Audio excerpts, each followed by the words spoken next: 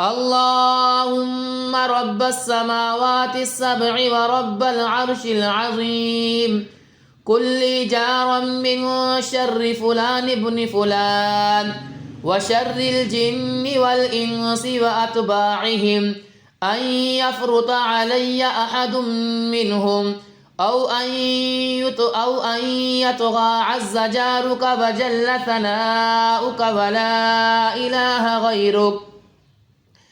اللهم رب السماوات السبع ورب العرش العظيم، كل جارا من شر فلان ابن فلان وشر الجن والإنس وأتباعهم، أن يفرط علي أحد منهم أو أن يطغى عز جارك وجل ثناؤك ولا إله غيرك.